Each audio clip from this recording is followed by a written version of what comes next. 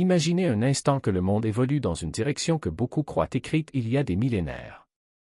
Les événements récents, tels que la mission historique dirigée par Jared Kushner, le conflit à Gaza et les tensions croissantes avec les nations mentionnées dans la Bible comme adversaires d'Israël, ne sont pas de simples nouvelles passagères.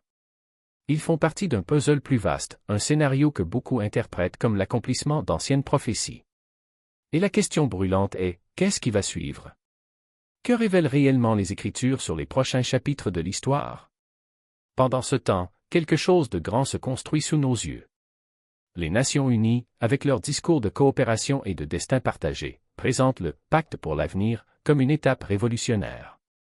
Mais derrière de belles paroles et des objectifs apparemment nobles se cache quelque chose de bien plus profond, l'Agenda 2030, un plan mondial qui promet de transformer le monde d'ici la fin de cette décennie. En 2015, presque tous les pays de la planète ont rejoint ce projet, s'engageant à atteindre 17 objectifs ambitieux, tels que l'éradication de la pauvreté, la lutte contre la faim et la protection de l'environnement. À première vue, cela ressemble à un rêve collectif, une réponse nécessaire aux défis auxquels l'humanité est confrontée. Cependant, certains détails laissent beaucoup en alerte. L'un des points les plus controversés est la prédiction selon laquelle, d'ici 2030, les gens ne seront plus propriétaires de propriété, la vie privée appartiendra au passé et, même dans ce cas, tout le monde devrait être content. Cela ressemble à de la science-fiction, mais ce n'est pas le cas. L'Agenda 2030, malgré ses bonnes intentions, conçoit un système qui correspond parfaitement aux prophéties bibliques sur la fin des temps. Et ce n'est pas un hasard. Premièrement, l'agenda exige une identité juridique pour chacun, ce qui ouvre la voie à une identité numérique mondiale. Deuxièmement, il propose une restructuration complète du système financier, réduisant les inégalités et ouvrant la voie à des monnaies numériques contrôlées de manière centralisée. Troisièmement, il préconise la création d'un gouvernement mondial unique, capable de prendre des décisions pour toutes les nations.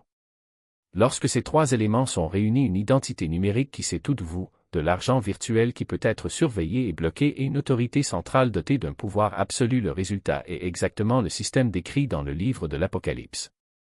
Un monde où personne ne peut acheter ou vendre sans la permission de ce pouvoir central. En 2020, alors que la peur et l'incertitude dominaient la planète, une expression a pris de l'ampleur, The Great Reset. Le message était clair, le monde était brisé et la seule solution était d'accélérer la mise en œuvre du programme 2030. La pandémie a été le moment idéal pour faire avancer ce plan, mais l'ONU, avec sa bureaucratie et sa lenteur, ne pouvait pas le faire seule. Elle avait besoin d'un allié puissant. Et c'est à ce moment-là que l'histoire prend une tournure encore plus intrigante.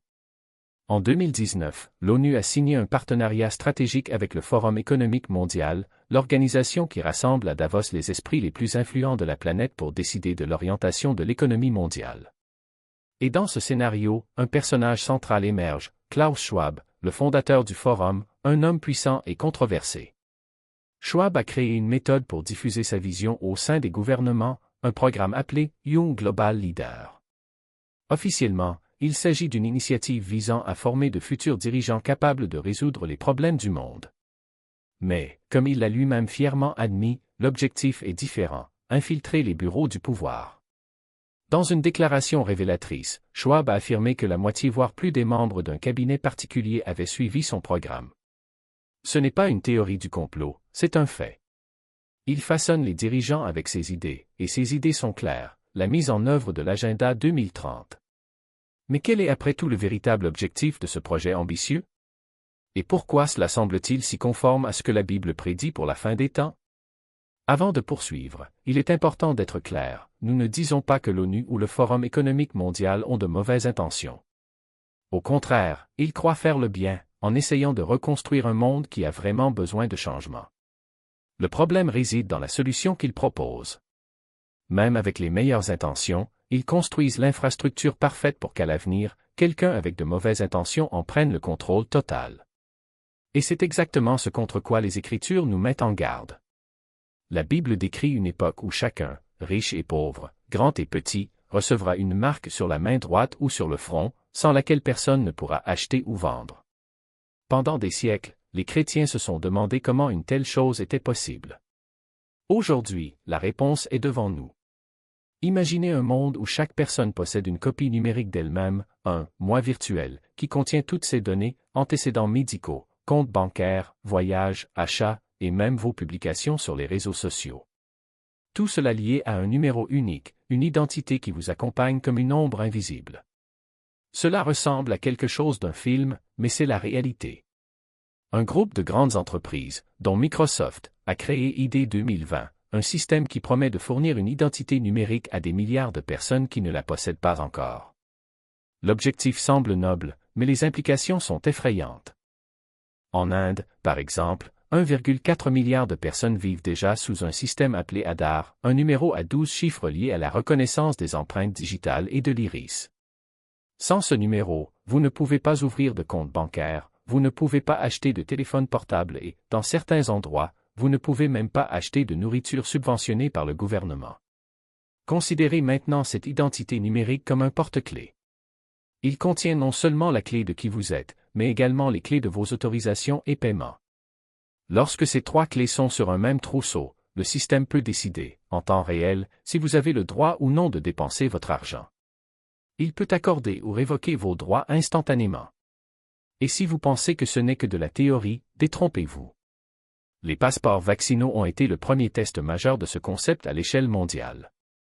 Pour la première fois dans l'histoire, votre identité était conditionnée par un statut, vacciné ou non vacciné. Ce statut déterminait si vous pouviez voyager, entrer dans un restaurant ou assister à un spectacle. Votre liberté d'aller et venir dépendait d'un code numérique. Au Canada, l'expérience est allée encore plus loin. Lors des manifestations des camionneurs, le gouvernement a gelé les comptes bancaires des manifestants sans préavis, sans procès. Un jour, vous aviez votre argent, le lendemain, il a tout simplement disparu. Et si cela peut arriver avec un compte bancaire, imaginez ce qui peut être fait lorsque l'ensemble du système financier et numérique est centralisé. Et le plus effrayant, c'est que ce système se met déjà en place sous nos yeux, sans que la plupart des gens s'en rendent compte. Chaque nouvelle loi, chaque restriction, chaque solution globale est une brique de cette construction invisible. Ils n'ont pas besoin d'un seul décret pour faire respecter la marque, il suffit de normaliser le contrôle, une couche à la fois. Premièrement, l'argent numérique. Puis les autorisations pour le dépenser. Puis une surveillance en temps réel sur chaque transaction. Et enfin, une punition automatique pour quiconque ose désobéir. Avez-vous déjà pris le temps de réfléchir à ce qui se passe lorsque le gouvernement sait exactement combien vous gagnez, combien vous dépensez et pourquoi vous les dépensez? Ce n'est pas seulement une question de vie privée, c'est une question de pouvoir. S'ils peuvent geler votre compte en cas de désaccord avec une politique, ils peuvent également subordonner votre accès à la nourriture, aux médicaments ou au carburant à un comportement acceptable. Et ne vous y trompez pas, il ne s'agit pas d'une théorie du complot. C'est une technologie qui existe déjà. En Chine, le système de crédit social classe déjà les citoyens comme dignes de confiance ou non dignes de confiance en fonction de leurs actions et les conséquences sont réelles. Ceux qui sont qualifiés de mauvais sont incapables d'acheter des billets d'avion, d'inscrire leurs enfants dans de bonnes écoles ou même d'obtenir un emploi décent. Mais ce qui rend ce système vraiment dangereux, ce n'est pas seulement ce qu'il peut faire aujourd'hui, c'est aussi ce qu'il sera capable de faire demain. Grâce à l'intelligence artificielle et au big data, chacune de vos décisions peut être analysée, prédite et, si nécessaire, bloquée. Votre historique d'achat, vos recherches sur Internet, voire vos conversations privées, tout cela alimentera les algorithmes qui décideront si vous méritez ou non l'accès aux biens et services de base. Et le pire? Il n'est même pas nécessaire de commettre un crime pour être puni. Soyez simplement étiqueté comme « risque » par le système. Imaginez maintenant ce contrôle entre les mains d'une élite mondiale qui n'a de compte à rendre à aucun électorat.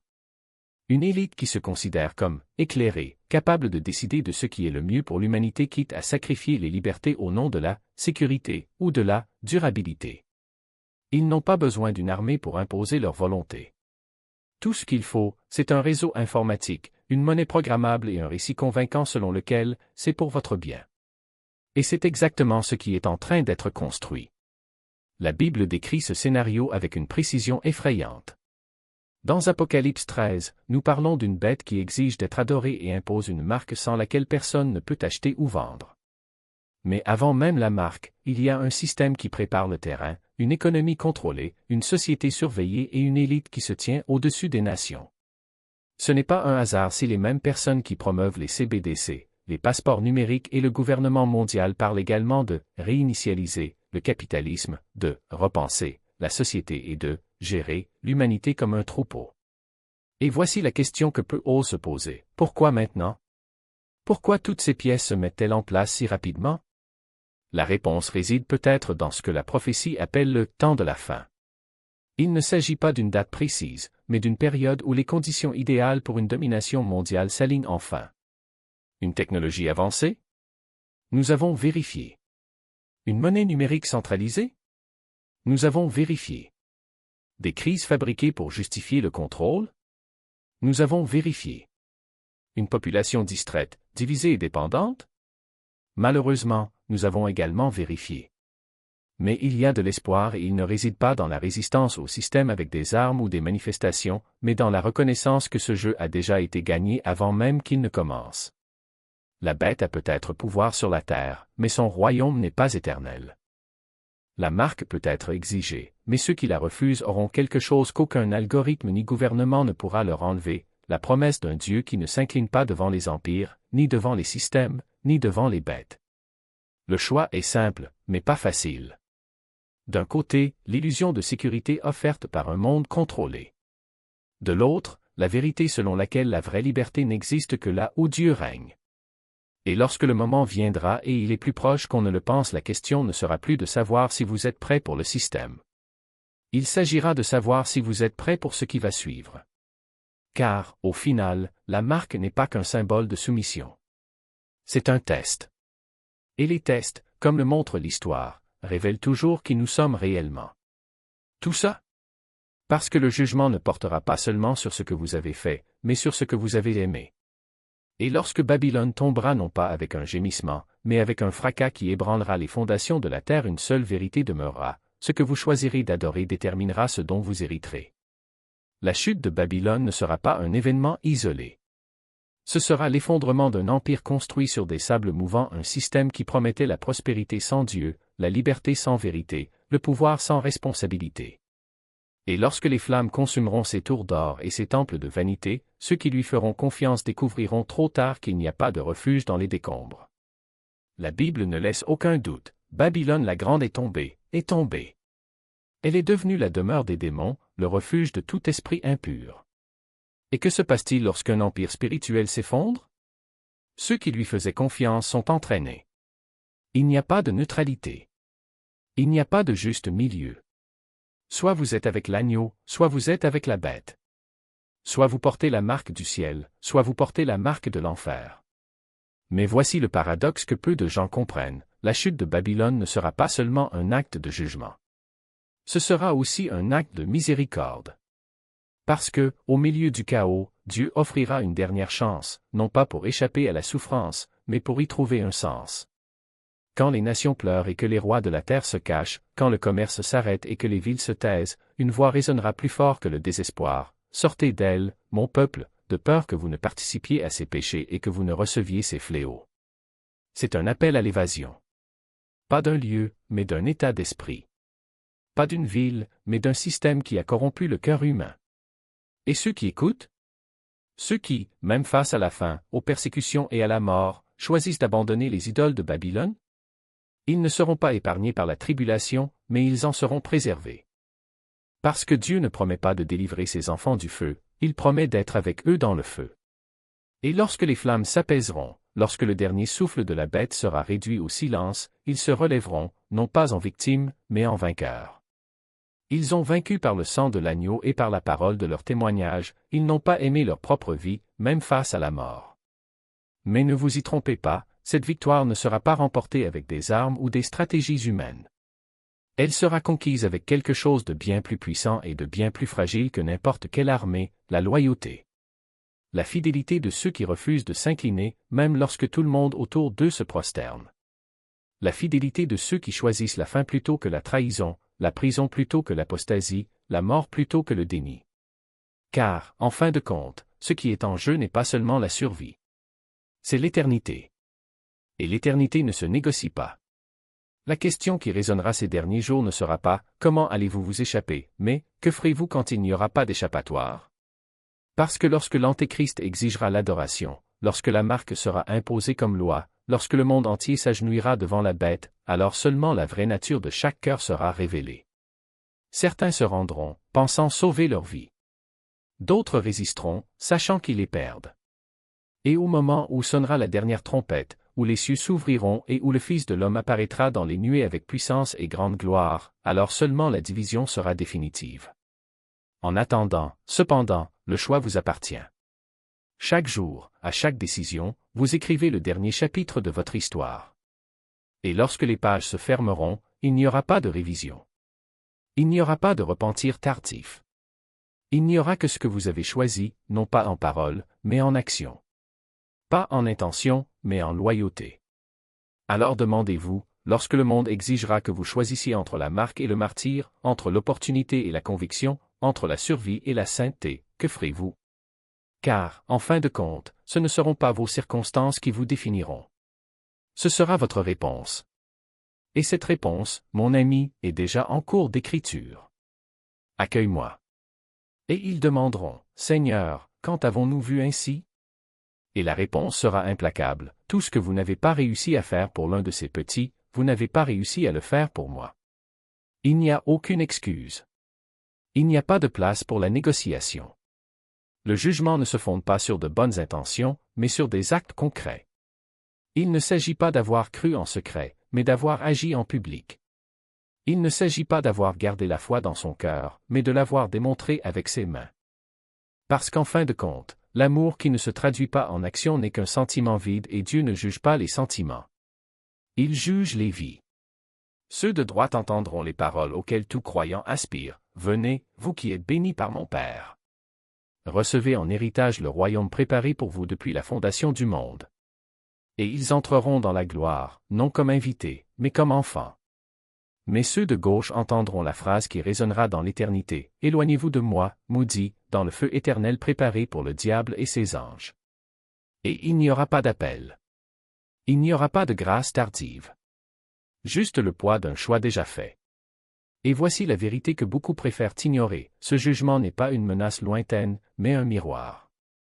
Chaque décision que vous prenez aujourd'hui, chaque pièce de monnaie que vous conservez par peur, chaque mot réconfortant que vous omettez par commodité, chaque risque que vous évitez par sécurité est enregistré. Pas au paradis, mais dans votre propre âme. Parce que lorsque le roi s'assiera sur le trône, il n'aura pas besoin de preuves. Il aura déjà tout vu. Alors, demandez-vous maintenant, si le procès avait lieu aujourd'hui, de quel côté seriez-vous? Ne répondez pas avec des mots. Répondez avec votre vie. Parce qu'en fin de compte, ce ne sont pas vos convictions qui vous sauveront. Ce sera ce que vous en avez fait. Et le moment de choisir n'est pas demain. Et maintenant. Fidèle jusqu'au bout, même lorsque la tentation se présente sans masque, sans excuse, sans l'ombre d'un doute.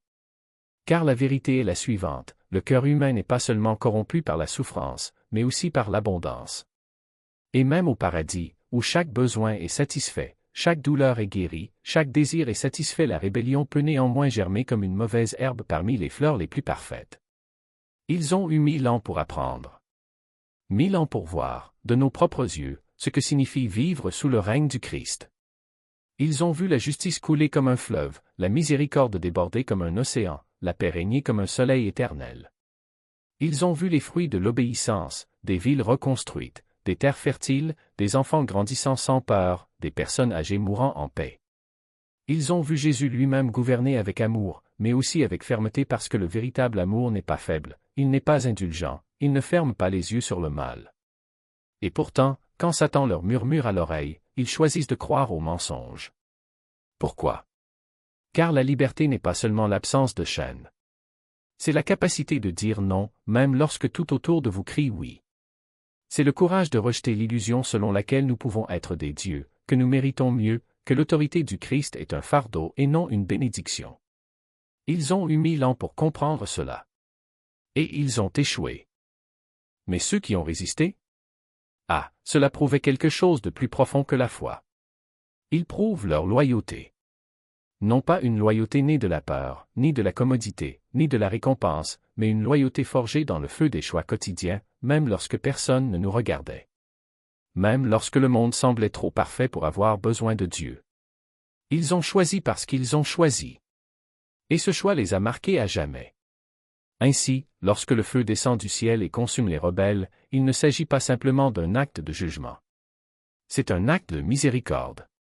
Car ce qui reste n'est pas la destruction, mais la purification. Ce qui reste, c'est un peuple qui, même s'il vivait dans l'Éden restauré, a néanmoins choisi le Créateur au-dessus de la création. Un peuple qui, malgré tout, a compris que lui seul suffit. Et puis, enfin, arrive le moment que toute l'histoire attendait. Le grand trône blanc s'élève, non plus comme symbole de jugement, mais comme sceau de victoire définitive. Tous ceux qui ont vécu, depuis Adam jusqu'à la dernière personne née au cours du millénaire, sont là non plus comme accusés, mais comme témoins. Car désormais, il n'y a plus de temps pour faire des choix. Il n'y a plus de place pour les regrets tardifs.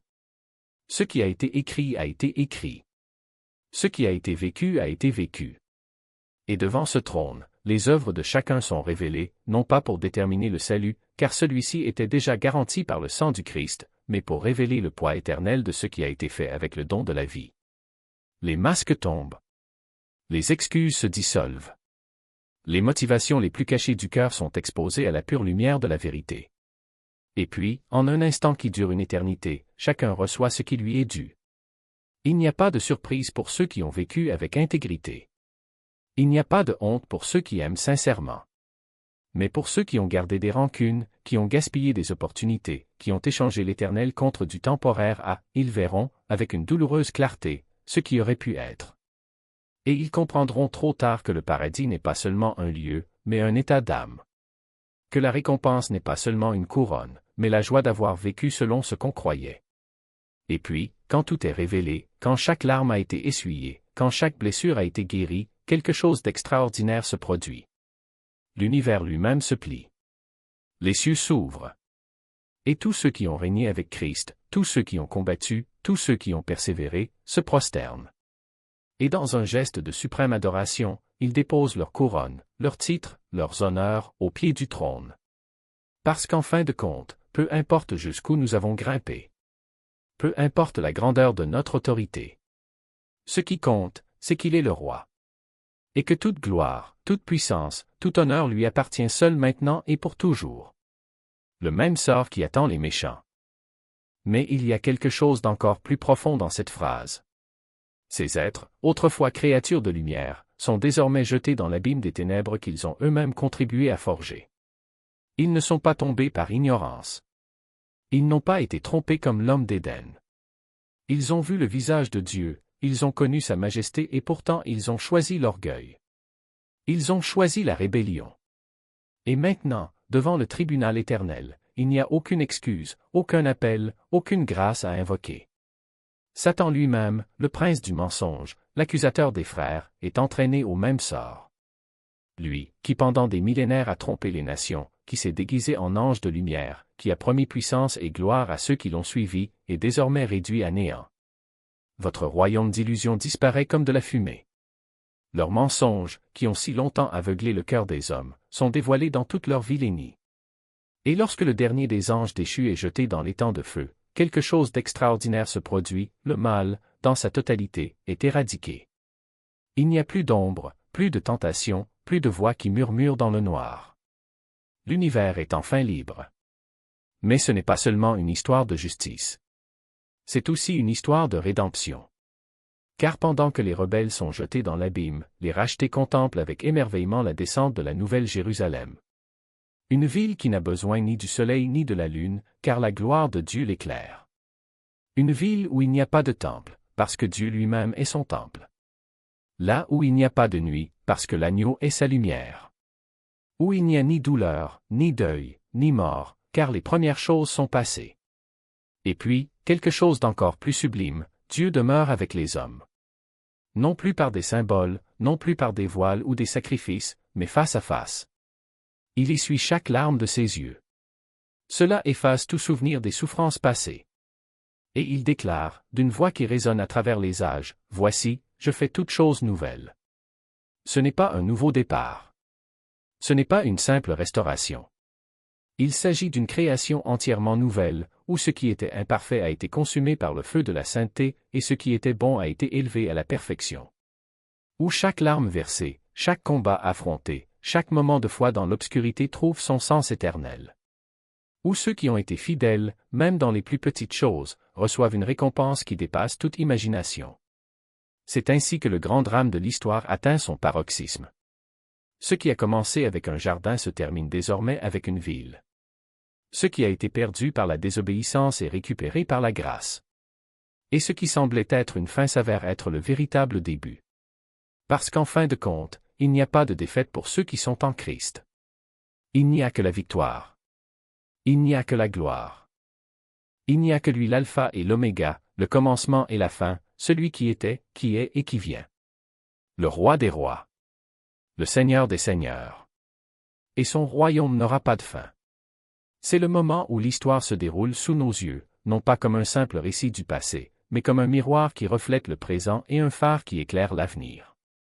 Parce que le jugement de Dieu n'est pas une menace lointaine, mais une réalité vivante et palpitante qui résonne à travers les siècles avec la même urgence que lorsque les paroles ont été écrites pour la première fois. Chaque Église, chaque génération, chaque cœur est appelé à rendre des comptes, non pas devant un tribunal froid et impersonnel, mais devant le Christ lui-même, qui marche parmi les chandeliers, examinant, avertissant, mais promettant aussi des récompenses qui dépassent toute imagination. Imaginez un instant, que se passe-t-il lorsqu'une Église perd sa flamme? Il ne s'agit pas d'un effondrement soudain, mais d'un déclin subtil, presque imperceptible. D'abord, la passion s'estompe. La doctrine se déforme alors. En fin de compte, ce qui était autrefois une lueur d'espoir se transforme en une autre ombre dans le monde. Les ruines d'Éphèse et de Sardes ne sont pas de simples pierres oubliées par le temps, ils sont les témoins silencieux d'une vérité éternelle, Dieu ne partage pas son trône avec la médiocrité. Il ne tolère pas un cœur divisé. Et quand une Église cesse d'être sel et lumière, il la supprime non par cruauté, mais par justice, afin que son nom ne soit pas profané et que son peuple ne soit pas trompé. Mais voici la bonne nouvelle, le jugement n'est pas seulement une phrase, c'est une invitation. Un appel au repentir, à la restauration, au retour au premier amour. Parce que pour ceux qui entendent la voix de l'Esprit et répondent avec foi, les promesses sont glorieuses.